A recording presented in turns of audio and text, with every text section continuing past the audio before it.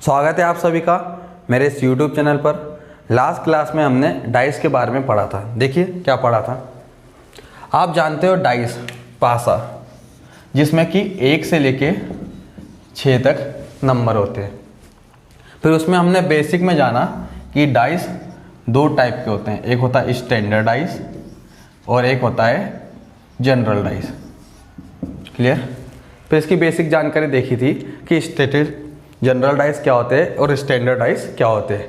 हमने ये देखा कि जब भी डाइस हमें जो भी फिगर दिया रहता है वो ओनली 3 नंबर हमें दिखते हैं, 3 नंबर हिडन होते हैं। तो क्वेश्चन हमारे से यही पूछता है कि बताइए अपोजिट नंबर क्या है, या आपको 4 ऑप्शन ये दे देगा, बताइए इनमें से करेक्ट ऑप्शन कौन सा है या करेक्ट ऑप्शन कौन सा नहीं है। इस तरह से क्वेश्चन हमने लास्ट क्लास में देखे थे।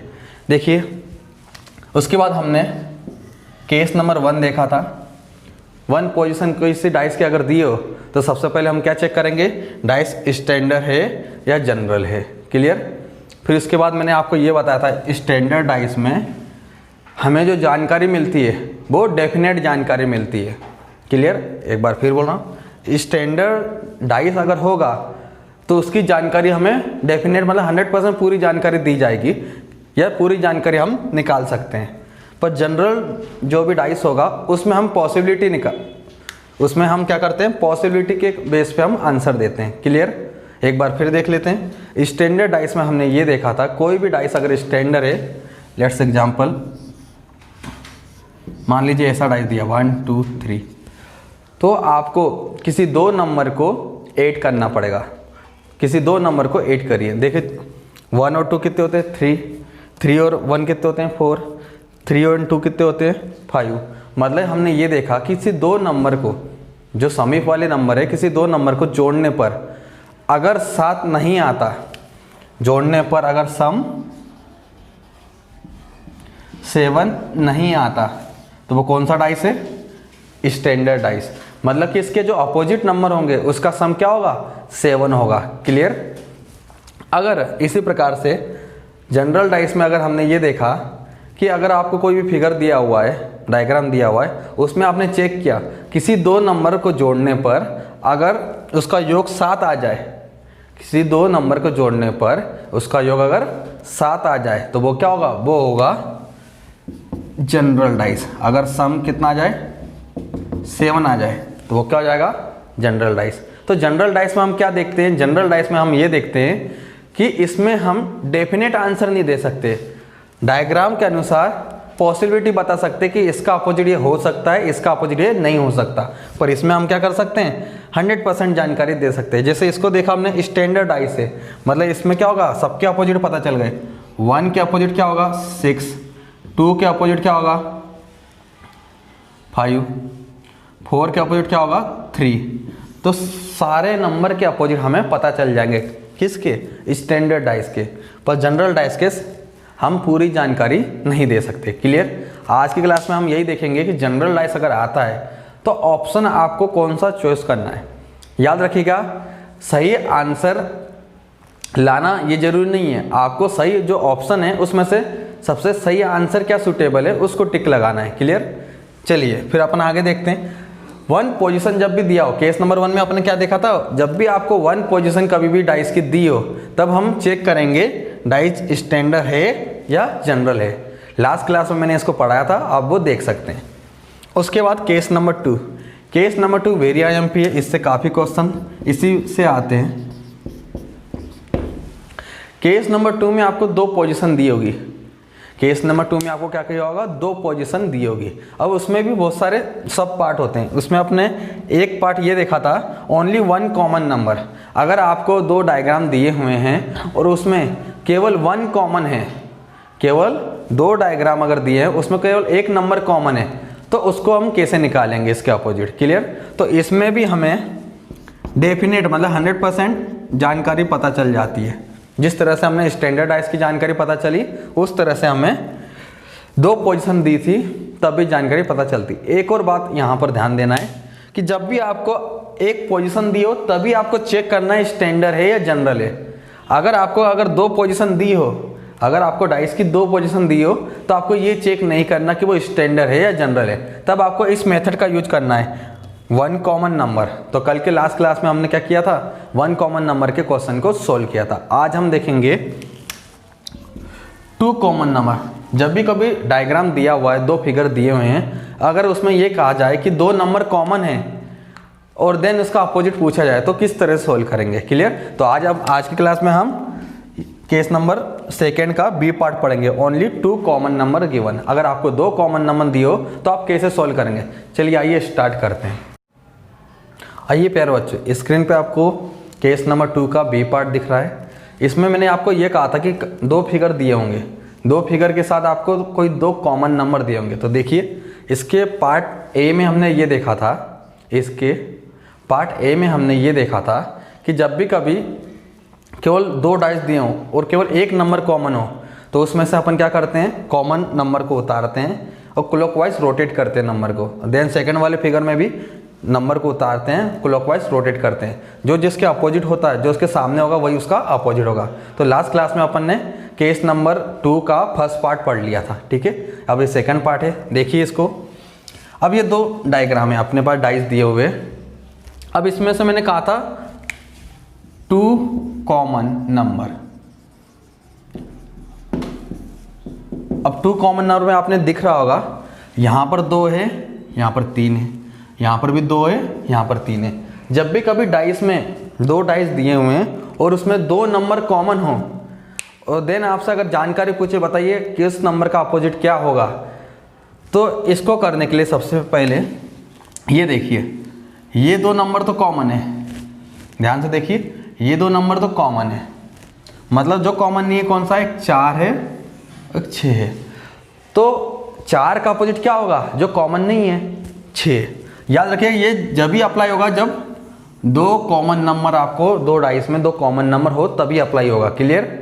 चलिए देखिए, मतलब एक जानकारी आपको ये मिल गई, 4 नंबर के अपोजिट कौन सा है, 6 है। बस अभी तक इतनी ही जानकारी मिली है और इतनी ही जानकारी आपको केवल मिलेगी। अगर 1 कॉमन नंबर होता तो पूरी जानकारी मिल जाती कौन सा नंबर किसके अपोजिट है, पर जब भी 2 कॉमन अगर नंबर आ जाए तो आपको 100% जानकारी नहीं मिलेगी, आपको केवल 1 नंबर की जानकारी मिलेगी कि बताइए 4 के अपोजिट कौन सा नंबर है, तो 6 है।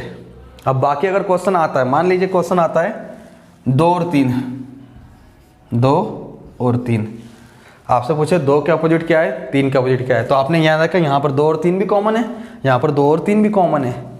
तो इसके अपोजिट क्या होगा बताइए, देखो इसके अपोजिट, अब डाइस में टोटल कितने नंबर होते हैं, 1 2 3 4 5 6, 6 नंबर होते हैं। 6 नंबर में से अगर आपको ये पता चल गया कि ये 4 और 6 दोनों क्या है, अपोजिट है, क्लियर। अब 2 या 3 के अपोजिट क्या पूछा तो हमको पता चल गया 4 और 6 तो नहीं हो सकते कि ये दोनों के अपोजिट है। अब 2 और 3, देखो ये 2 और 3 साथ में है तो क्या होगा, 2 और 3 भी खुद के अपोजिट नहीं हो सकते, तो कौन सा नंबर बच गया, 1 और 5, मतलब 1 और 5 ये इसके अपोजिट हो सकते हैं। मैंने फिर कह रहा हूं, ये 4 के अपोजिट 6 है, ये डेफिनेट बात है, पर 2 के अपोजिट 1 भी हो सकता है, 2 के अपोजिट 5 भी हो सकता है, यही आंसर है। 3 के अपोजिट 1 हो सकता है, 3 के अपोजिट 5 हो सकते हैं। मतलब ये जो जानकारी है ये अपने संभावना, पॉसिबिलिटी यूज की, अपन ने पॉसिबिलिटी यूज की है और ये क्या है, डेफिनेट आंसर दिया है। मतलब कहने का मतलब ये है, जब भी आपको 2 डाइस दिए हों, 2 डाइस में अगर 2 कॉमन नंबर हो तो केवल आप एक डेफिनेट जानकारी दे सकते हैं, मतलब कोई एक नंबर के अपोजिट बता सकते हैं 100%, पर उसके बाद आप क्या बता सकते हैं, उसके बाद हम पॉसिबिलिटी बताते हैं। अगर आप एक से एक क्वेश्चन आता, बताइए 4 के अपोजिट क्या होगा, और क्वेश्चन यही होता तो क्या लगता है इसका आंसर, 6। दूसरा क्वेश्चन बोलता, बताइए 1 के अपोजिट क्या होगा, 1 के अपोजिट क्या हो सकता है, 2 या 3। तो ध्यान रखिए 2 या 3 अपोजिट हो सकते हैं। अब बताइए 2 के अपोजिट क्या होगा, 2 के अपोजिट क्या होगा? 1 और 5, 1 और 5। 3 के अपोजिट क्या होगा? 1 और 5। 4 के अपोजिट क्या होगा? हमने पता चल गया 4 के अपोजिट 6 है, तो ये इसको लिखना नहीं है। उसके बाद 5 के अपोजिट क्या हो सकता है? 2 और 3, 2 और 3, क्लियर। और 6 के अपोजिट हमें पता चल गया 4, क्लियर। तो मतलब कि मेरा कहने का मतलब इतना सा था कि अगर आपसे पूछे 4 का अपोजिट क्या है तो 6, और पूछे 6 का अपोजिट क्या है तो 4, यही आंसर डेफिनेट दे सकते। इसके अलावा आप डेफिनेट आंसर नहीं दे सकते, क्लियर। चलिए नेक्स्ट क्वेश्चन देखते हैं, उसमें और क्लियरिटी हो जाएगी। देखिए नेक्स्ट क्वेश्चन आपके स्क्रीन पे होगा, उसी तरह का क्वेश्चन है, सॉल्व करके बताइए। अगर मैं आपसे पूछूं, क्वेश्चन लिख देता हूं, 1 के अपोजिट बताओ, 2 के अपोजिट बताओ, 3 के अपोजिट, 4 के, 5 के और 6 के, सभी के अपोजिट आपको निकालने हैं, क्लियर। तो किस तरह से करेंगे बताइए। सबसे पहले आपको क्वेश्चन देखा तो सबसे पहले आपको ये देखना पड़ेगा, 2 फिगर दिया, अच्छा केस नंबर 2 है, 2 पोजीशन दी हुई है। उसके बाद आपको देखना पड़ेगा नंबर 1 नंबर कॉमन है या 2 नंबर कॉमन है। तो चलिए आइए देखते हैं। यहाँ 3, यहाँ भी 3, एक तो कॉमन मिल गया, दूसरा 6, 2 नंबर कॉमन, मतलब यहाँ पर जो ट्रिक लगेगी वो कौन सी लगेगी? 2 कॉमन नंबर की। तो क्या बताया था मैंने, जब भी 2 कॉमन नंबर दिए हो तो आप केवल एक ही डेफिनेट आंसर दे सकते हैं, बाकी सब क्या दे सकते हैं? पॉसिबिलिटी बता सकते हैं, ये हो सकता है, संभावना है। 100% जानकारी नहीं दे सकते, 100% केवल एक नंबर की जानकारी दे सकते हैं। देखिए कैसे, ये दो नंबर कॉमन है, मतलब कि 2 का अपोजिट क्या है? 5, और 5 का अपोजिट क्या है? 2। तो 2 का अपोजिट हो गया 5 और 5 का अपोजिट हो गया 2। मतलब यहाँ से हमने 2 क्वेश्चन कर लिए। 5 का अपोजिट क्या हो गया? 2, और 2 का अपोजिट क्या हो गया? 5। ये डेफिनेट आंसर केवल बता सकते हैं। अब आप क्या बता सकते हैं? Only possibility. कैसे करेंगे देखिए, फिर से अपन लिख देते हैं। कितने नंबर होते पास में? कितने? 6, 1 2 3 4 5 6। ओके, उसके बाद हमें ये पता चल गया कि ये 2 और 5 दोनों क्या है? अपोजिट है। उसके बाद आपको क्या जानकारी चाहिए? आपके पास जानकारी चाहिए 3 और 6, मतलब ये 3 और 6 ये साथ में। एक और बात समझ लीजिए, जब भी कभी आपको डाइस दिया हो तो 2 अपोजिट नंबर कभी एक साथ नहीं दिखेंगे। नोट करके लिख लीजिए बात कि जब भी डाइस दिया हो तो 2 अपोजिट नंबर कभी भी एक साथ नहीं दिखेंगे। तो मतलब कि हमें यह पता चल गया 3 और 6, यहाँ 3 और 6, तो यहाँ तो 3 और 6 का अपोजिट देखना है। क्या हो सकता है? ये तो 5 और 2 तो नहीं हो सकते, क्या बच गया? 1 और 4, तो यहाँ क्या होगा? 1 और 4, मतलब ये हमें मिल गई पॉसिबिलिटी की जानकारी, क्लियर। तो बताइए 1 का अपोजिट क्या होगा? 1 का अपोजिट क्या होगा? 3/6, 3 भी हो सकता है और 6 भी हो सकता है। 2 का अपोजिट 5 होगा। 3 का अपोजिट क्या होगा बताइए? 3 का अपोजिट 1 और 4 हो सकता है, 1 और 4 हो सकता है। 4 का अपोजिट क्या होगा? 3 और 6 हो सकता है, 3 और 6 हो सकता है। 6 का अपोजिट क्या होगा? 6 का अपोजिट 1 और 4 हो सकता है, तो क्या होगा? 1 और 4 हो सकता है। तो इस प्रकार से हमने क्या किया कि दो पोजीशन दी होगी, उस हिसाब से हमने एक डेफिनेट आंसर, केवल एक डेफिनेट आंसर दिया, बाकी सब क्या दी? पॉसिबिलिटी बताइए, क्लियर। आइए अपन थोड़ा क्वेश्चन का लेवल बढ़ाते हैं और कुछ और क्वेश्चन करते हैं। चलिए एक क्वेश्चन आपके इसमें दिया हुआ है, उसको देखते हैं। देखिए प्यारे दोस्त, अब यहाँ पर जो दिया हुआ है, पर मैंने आपको ऑप्शन अलग अलग करके रखे। किसी एग्ज़ाम में एसएससी में, एमटीएस में दिया, सीजीएल में ऐसे दिए थे, रेलवे में इस तरह का ऑप्शन दिया था, सीडीएस में, बैंक में। तो इस तरह से अलग अलग एग्जाम में क्वेश्चन वही है, ऑप्शन आपको अलग अलग दिए। तो याद रखिएगा, आपका सिलेक्शन जब होगा जब सही ऑप्शन आप चॉइस करोगे, क्लियर। आपका आंसर तो हर किसी से आ जाता है, किसी का 1 सेकंड में, किसी का 5 मिनट में। आंसर लाने से मतलब नहीं, सही ऑप्शन जो एग्जामिनर चाहता है कि आप इसको समझे, क्वेश्चन को टिक लगाए, वो सही टिक लगना चाहिए। आइए देखते हैं ये कैसे करेंगे। अगर 2 पोजीशन आपको दी हो तब आप कैसे करोगे। सबसे पहले आप क्या देखोगे, 1 कॉमन है या 2 कॉमन है। तो यहाँ पर 1 और 1 तो है, यहाँ पर 6 और 6 भी है। मतलब कि एक बात पता चल गई कि ये क्या है, 2 पोजीशन वाला है केस। और सेकेंड चीज 2 कॉमन नंबर है। मतलब कि हमें ये पता चल गया कि 3 के अपोजिट क्या है, 4। 3 के अपोजिट क्या है, 4। ये हो गया डेफिनेट आंसर आपका। क्लियर। 3 का अपोजिट 4 है, यही डेफिनेट आंसर आप केवल बता सकते। इसके अलावा केवल आप पॉसिबिलिटी बता सकते हो कि आगे क्या पॉसिबिलिटी है। देखिए क्या होगा। उसके बाद क्या बचा, 1 और 6। इसके अपोजिट क्या होगा बताइए। देखिए इसके अपोजिट 3 नहीं आ सकता, क्योंकि ये तो 3 और 4 नहीं आ सकते। 1 और 6 नहीं आ सकता, तो क्या आ सकता है, 2 आ सकता है, और बताइए 5। क्लियर। ये जानकारी अपन ने यहां से निकाल ली। अब अपना क्वेश्चन क्या दिया है, क्वेश्चन में दिया है अपोजिट टू 5, मतलब 5 का अपोजिट पूछा हुआ है। क्या पूछा है आपको, 5 का अपोजिट। तो आपको 5 का अपोजिट निकालना है। तो क्या आंसर आएगा इसका, 5 का अपोजिट क्या है, 1 और 6। 1 और 6 ये अपना आंसर है। ये तो अपन ने अपने बेसिक तरीके से, जो मैंने थ्योरी पढ़ाई उस तरीके से कर लिया है। पर एग्जामिनर क्या दिया आपको, ऑप्शन दिया है। आइए देखते हैं ऑप्शन क्या है। अगर आपका ये क्वेश्चन दिया और ऑप्शन ये है 3, 4, 2, 6, तो आंसर क्या आ रहा था, 5 का अपोजिट क्या है, 1 और 6। यहाँ पर क्या 1 नहीं है, क्या दिया है, 6 दिया है। मतलब यहाँ पर 1 नहीं दिया, 6 दिया है, तो अपने पास कोई चॉइस ही नहीं है। तो आपका इसका सही आंसर क्या होगा, डी। क्लियर। आइए दूसरे ऑप्शन में आते हैं। अगर आपको ऑप्शन ऐसे दे 3, 4, 1, 2, तो 5 का अपोजिट क्या है, 1 और 6। तो यहाँ पर 6 नहीं दिया, केवल 1 दिया, तो आपको मजबूरी में क्या करना पड़ेगा, केवल 1 चॉइस करना पड़ेगा। मतलब आप देखिए क्वेश्चन एक ही है, पर आपके आंसर चेंज हो रहे हैं। यहाँ पर आपका आंसर क्या था, 6, और यहाँ पर आपका आंसर क्या हो गया, 1। क्लियर। अब देखिए इसमें क्या है, 5 के अपोजिट 1 और 6 आ रहे हैं अपने। 1 हो सकता है या 6 हो सकता है। तो यहाँ पर क्या है, 1 दिया है, यहाँ 6 दिया है, या अगला क्या दिया है, 1 या 6 आ सकते हैं। कैन नॉट डिटरमाइन, हम नहीं निकाल सकते। तो आपको क्या चॉइस करना है, हमारा आंसर क्या पॉसिबिलिटी आ रही, 1 या 6।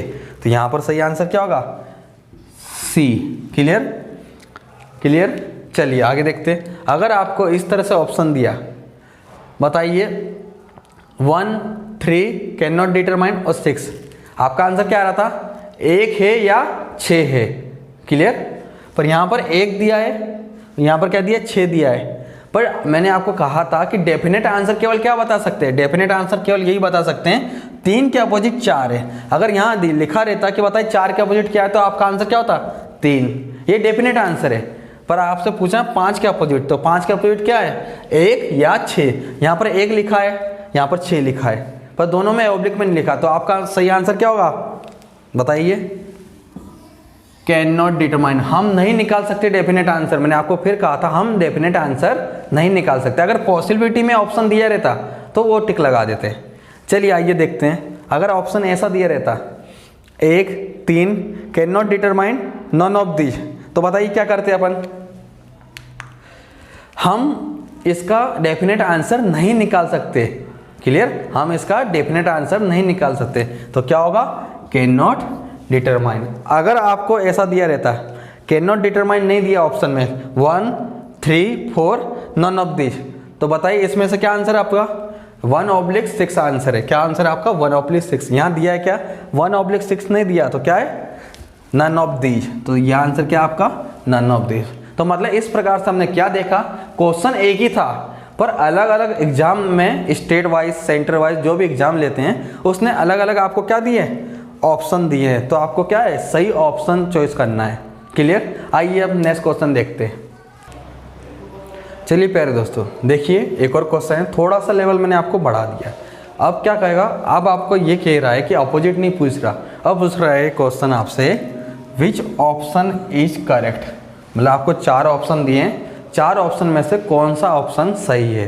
तो पिछले जो वीडियो में था वो भी अपने 1 कॉमन नंबर से सही ऑप्शन चॉइस करने को आया था। अब जब भी 2 कॉमन नंबर होगा फिर भी आपको सही ऑप्शन चॉइस करने को आएगा। चलिए देखते कैसे करते हैं। थोड़ा सा दिमाग लगा के क्या करेंगे अपन, सबसे पहले तो 2 पोजीशन दी है, 2 पोजीशन दिए तो हम पहले नंबर चेक करेंगे। यहाँ 3 दिया है, यहाँ भी 3 दिया है, और यहाँ पर 6 दिया है, यहाँ पर भी 6 दिया है, मतलब 2 कॉमन नंबर है। तो अपोजिट क्या पता चल गया, 2 का अपोजिट क्या हो गया 1। एक जानकारी 100% पता चल गई कि 2 के अपोजिट क्या है 1 है। क्लियर। अब आगे क्या करेंगे अपन, आगे करते हैं 3 और 6 के अपोजिट पता चलेगा, क्योंकि साथ में तो ये दोनों अपोजिट नहीं हो सकते। 3 और 6 के अपोजिट कौन सा नंबर होगा, 1 और 2 तो नहीं हो सकते, 3 और 6 नहीं हो सकते, क्या बच गया 4 और 5। 3 और 6 के अपोजिट क्या होगा 4 और 5। उम्मीद हो गया, ये बात तो समझ में आई होगी, पिछले बेसिक से ही अपन ने किया था। चलिए अब चेक करते हैं। तो मैंने आपको अभी थोड़ी देर पहले बताया था 2 अपोजिट नंबर कभी भी साथ में नहीं दिख सकते। अगर आप कोई डाइस है, डाइस को देखते होंगे तो डाइस को देखने पे ये पता चलेगा कि अगर जो नंबर जिसका अपोजिट है वो कभी दोनों एक साथ नहीं दिखेंगे। तो ये इस ट्रिक का यूज अपन क्या करेंगे, ऑप्शन हटाने में करेंगे। चलिए देखते हैं। यहाँ पर देखिए, यहाँ 1 दिया है, 2 दिया है, 1 और 2 तो अपोजिट है, कभी साथ में नहीं दिखेंगे, मतलब ये क्या है, ये गलत ऑप्शन है। क्लियर। इस तरह से हमें चेक करना है। अब आगे देखिए 3, यहाँ पर 3 और 6, 3 और 6, इनका अपोजिट क्या है 4 और 5, मतलब 6 के अपोजिट भी 4 और 5 हो सकते हैं, 3 के अपोजिट 4 और 5 हो सकते हैं, मतलब ये 2 नंबर के अपोजिट 4 अपोजिट आ सकता है। 3 के अपोजिट फिर से देखिए, यहाँ पर आपको डाउट आएगा तो मैं आपको एक बार फिर से बता देता हूँ। यहाँ पर अपने पास नंबर है 3 और 6। क्लियर। 3 और 6 दोनों की पॉसिबिलिटी क्या है, 4 और 5 पॉसिबिलिटी है आने की, मतलब कि 3 की पॉसिबिलिटी 4 भी अपोजिट आ रहा है, 6 में भी 4 अपोजिट आ रहा है, मतलब ये 3 और 6 के साथ 4 कभी नहीं दिखेगा।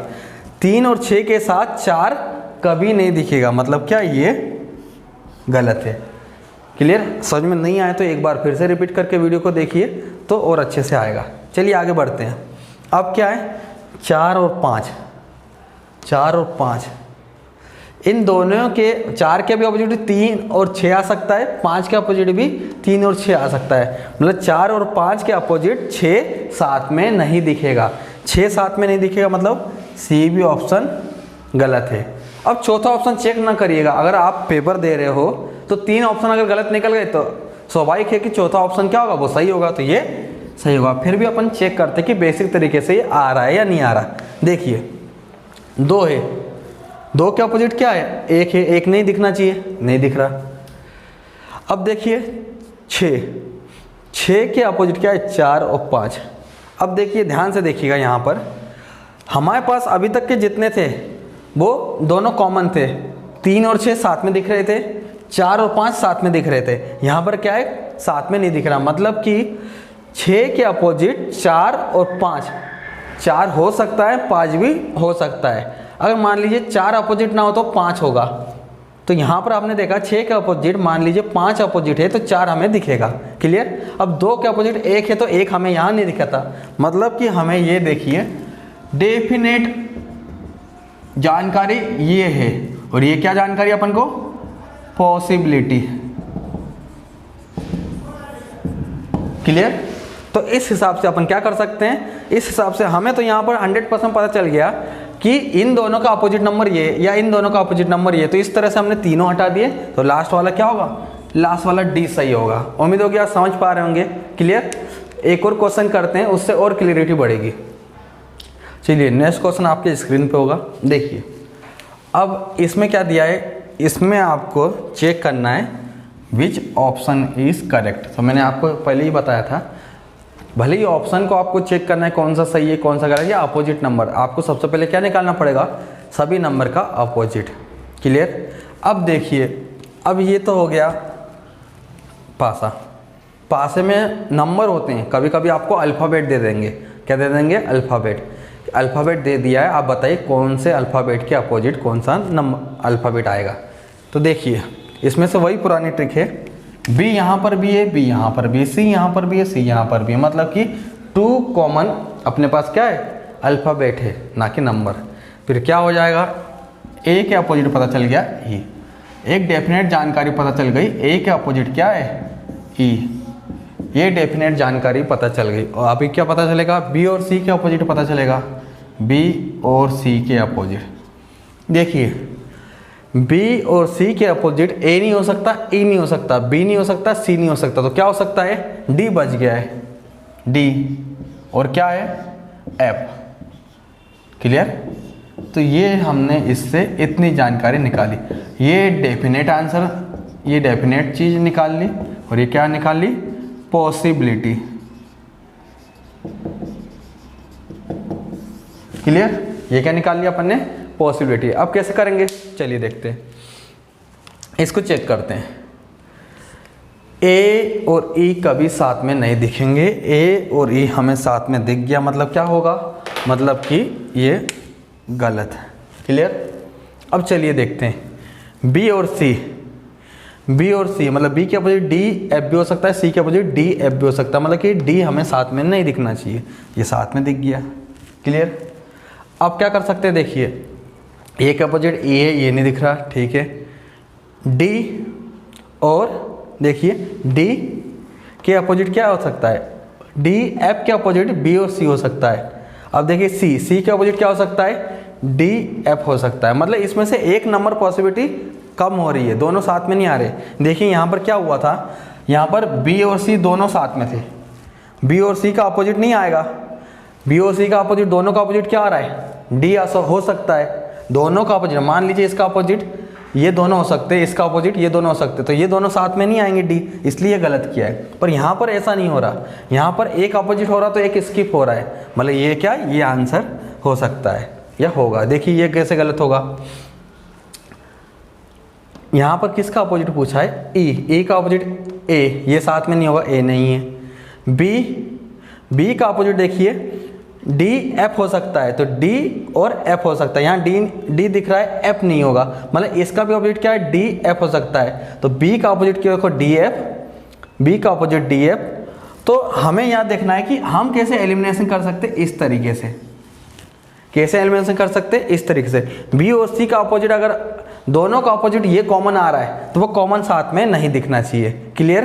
तो यहाँ पर हमने ये देखा कि इस तरह से हमें ये पाया कि ये भी अपना क्या होगा, ऑप्शन गलत होगा, मतलब इसका सही आंसर क्या है, सी। इस प्रकार से हमने केस नंबर 2 में 1 common number and 2 common number को किया। अब अगला केस क्या है, सब पार्ट, 9 कॉमन नंबर। तो अब अगला क्या देखेंगे, 9 कॉमन नंबर।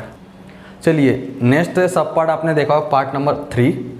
केस नंबर 2 में 3 पार्ट होते हैं। केस नंबर 2 में अपने फर्स्ट पार्ट में क्या पढ़ा था, हमने ये पढ़ा था कि 1 कॉमन नंबर हो।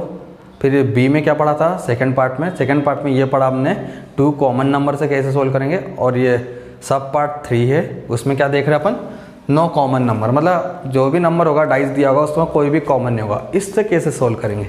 चलिए देखिए, मैंने सबसे पहले आपको बताया था कि आप स्टैंडर्ड हो या जनरल हो, कोई भी डाइस स्टैंडर्ड हो या जनरल, कब चेक करेंगे, जब आपको केवल 1 पोजीशन दी हो, जब आपको क्या दिया हो, केवल 1 पोजीशन दी हो, तभी आप स्टैंडर्ड या जनरल जो भी डाइस होता है वो चेक करोगे। अब सेकेंड चीज़ होती है केस नंबर सेकेंड पे पार्ट नंबर 3, उसमें क्या देखेंगे, उसमें भी देखेंगे स्टैंडर्ड और जनरल। कब, जब भी कोई भी नंबर कॉमन ना हो, ध्यान से देखिए, कोई भी नंबर कॉमन ना हो तब भी अपन क्या देखेंगे, स्टैंडर्ड या जनरल। देखिए जब भी आपको एक से ज़्यादा कोई डायग्राम या पोजीशन दिया रहता है तो उसी डाइस का क्या होता है, दूसरे एंगल से ली गई फोटो होती है जो आपको दे देता है। क्लियर।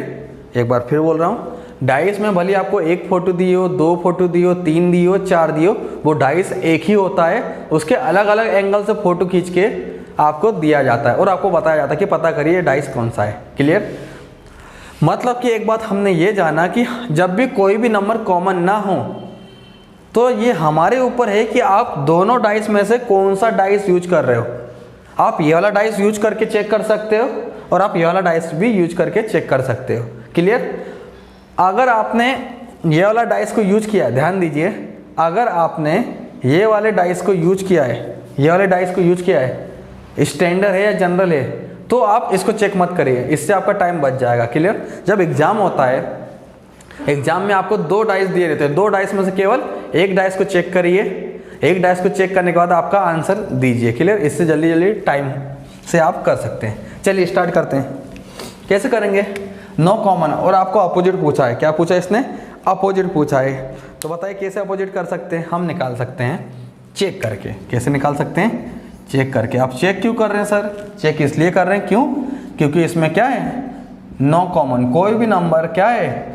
कॉमन नहीं है। सबसे पहले हम कोई भी नंबर कॉमन ना हो, उसके बाद क्या करेंगे? फर्स्ट स्टेप होगा चेक करेंगे। क्या करेंगे? चेक करेंगे। देखिए, फिर इसका लेवल को मैं बढ़ाऊंगा धीरे धीरे, तब आपको और वैरायटी मिलेगी। कैसे चेक करते हैं? चेक करते हैं कि ये क्या है, स्टैंडर्ड है या जनरल है। देखिए, अगर इसके साइड 2 नंबर वाले को जोड़ने पर अगर 7 नहीं हो रहा तो अपोजिट वाला 7 होगा। क्लियर? मतलब कि अगर इनका सम 7 नहीं हो रहा तो ये क्या हो जाएगा? ये होगा स्टैंडर्ड डाइस। अगर सम 7 आ जाए तो क्या हो जाएगा? General dice. इतनी बातें मैं फर्स्ट क्लास से आपको बता रहा हूँ। चलिए इसको चेक करते हैं। 3 और 1 क्या होते हैं? 4। 3 और 2 कितने होते हैं? 5। 2 और 1 कितने होते हैं? 3। मतलब कि हमने एक डाइस को चेक कर लिया तो दूसरे डाइस को चेक करने की कोई ज़रूरत नहीं है। मतलब कि यहाँ पर सम 7 नहीं आ रहा। मतलब कौन सा डाइस है?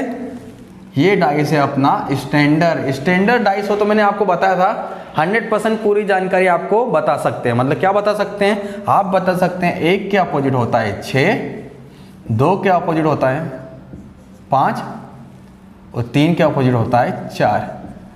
आप ये बातें बता सकते हैं कब? जब भी डाइस क्या हो?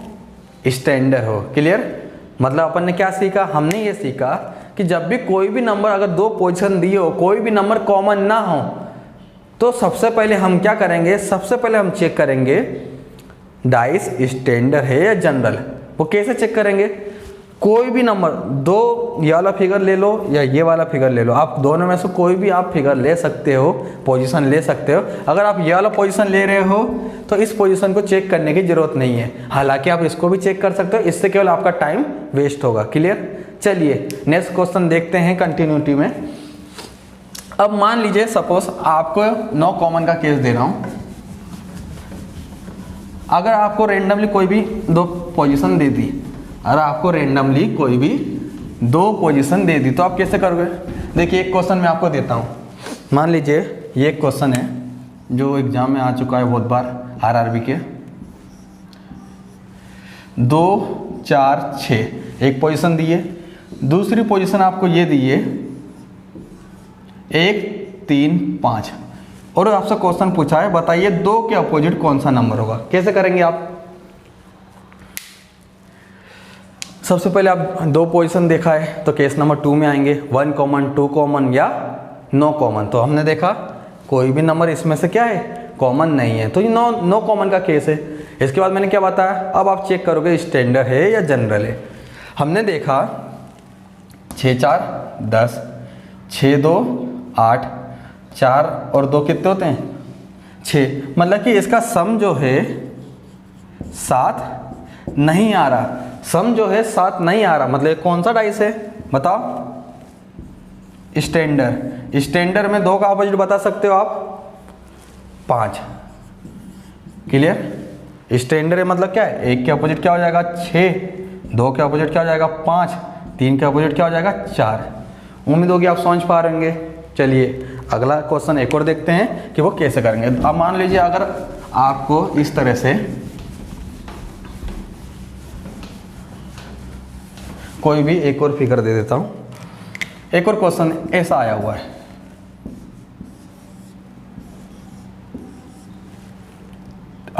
2, 3, 4,